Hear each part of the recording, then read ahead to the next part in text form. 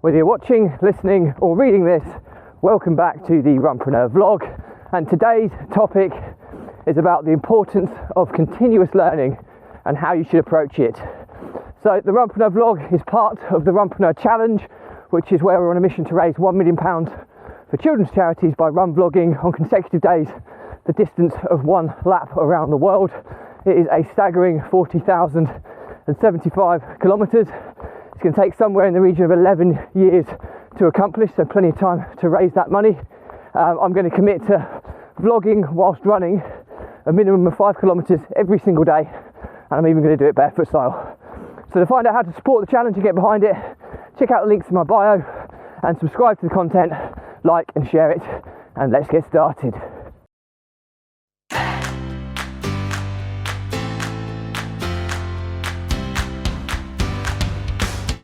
So, continuous learning, the importance of it and how you should approach it. Firstly, it's a very humid and muggy morning, quite breezy today. A lot of rain overnight, so a little bit slippy underfoot. So, a bit nicer running conditions, if I'm honest with you. And today, the topic is linked to productivity, motivation, and how continuous learning can kind of help aid that. So, first and foremost, continuous learning, if you're not familiar with it, is a process of continual improvement, continual development. It's getting better, focusing on always getting better. You know, it's the whole analogy that, not the analogy, but the situation that perfection doesn't exist. You always strive for it, but you'll never achieve it. It's that kind of mentality, which is continuous improvement. Now, continuous learning is linked to how we absorb information to help ourselves develop and learn new skills, and you should always be doing it. And I take you back to a book I read, one of my favourite books, which is called The Slight Edge by Jeff Olson, and it's only a relatively short book, but the cut and thrust of it is that we're never standing still.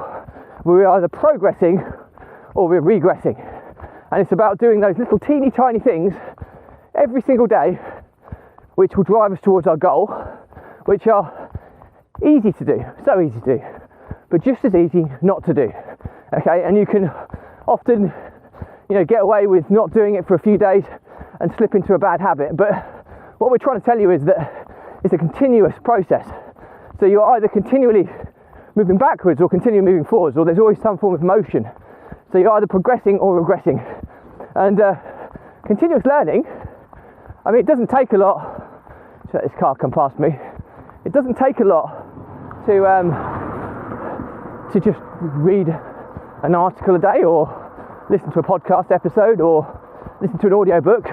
It doesn't take a lot to do that every day. It's really, really easy to do. I mean, to summarise, I pretty much get through a book every couple of weeks, I would say. I'm always listening to Audible every day. I listen to at least half an hour's worth because I listen to it in double speed. When I come out and I do my run, 15 minutes listening time equates to half an hour learning time because I listen to it in double speed. And I do that every single day. And you think the compounding impact of that over the course of time is huge. I'm improving, I'm learning every single day. It might only be a teeny tiny thing. It might only be one thing a day. It might be some days I might not learn nothing or think that I've learned nothing. But over the course of time, the compounding effects of that can take me exponentially further and further beyond what my capability would have been if I hadn't have done that learning. So it's really, really important to kind of understand that little and often is really good. Now, the next thing that people struggle to get their head around is that they just go onto kind of social media groups or forums or whatever, and they'll say, oh, what's the best business book you've listened to? Or best improvement book you listen to, which, you know what, is good, but you need to be a bit more strategic about continuous learning. And what I mean by that is that if you're if you're an accountant and somebody says the best book I've ever read was teaching them how to cook, okay, well, unless you're really, really interested in learning how to cook as an accountant, it's not relevant. So just because somebody else has said that doesn't necessarily mean you need to read it. It might be the best learn how to cook book ever, but if it's not in line with what your goals are or your ambitions are, then you don't need to be reading that book. You need to be very strategic, because there's a huge ocean of information, content, education out there, and it's being able to kind of dissect what's out there and be strategic and find the stuff which is very relevant, very strategic, and is going to help take you to the next level. Okay, a book I'm reading at the moment is called Rocket Fuel. It's by Gino Wickman, and he's somebody who wrote Traction, which is a book that I run a lot of my business principles on. And it's I run multiple businesses, and he's talking about the importance of the visionary and integrator positions. One person has the vision, has the idea, has the creativity, unlocks the doors. The other person knits it all together, grows the team, runs the business, ensuring we hit our targets. And you always need that VI relationship. Really, really relevant to what I'm doing with a big team and multiple businesses to run, because I can only fulfill so many positions and I only have so much capacity. So as you can see in this example, it's a really relevant book to me. It's a great book. I'm learning quite a lot from it, and it's strategic in line with what I'm doing. So at the same time, if you're a business and you're looking to grow and scale, you might look on books on scaling a business, for example, or you might look at marketing books to kind of grow your number of leads, which can help you grow your business. You might look at financial books on kind of controlling overheads and growing your profit margins. So you see where I'm going with this. It's you want to be very, very strategic about what you read, and try and not to just go after the generic stuff that everybody goes, oh, it's an amazing book, unless there's an underlying purpose to reading that book. Because we can get, you can get one person that reads, 2 books a year, and you can get one person that reads 12 books a year, okay? But if that person who's reading 12 books a year is reading stuff that's not really in line with what they're about, what they're trying to achieve, but the other person who just read 2 books a year has been very, very strategic, and they pick the best 2 books out there, to achieve what they're trying to achieve, then that person who reads 2 books is going to be elevated far further ahead than the person who's just done the volume and the 12 books. So hopefully that explains where we're going with this.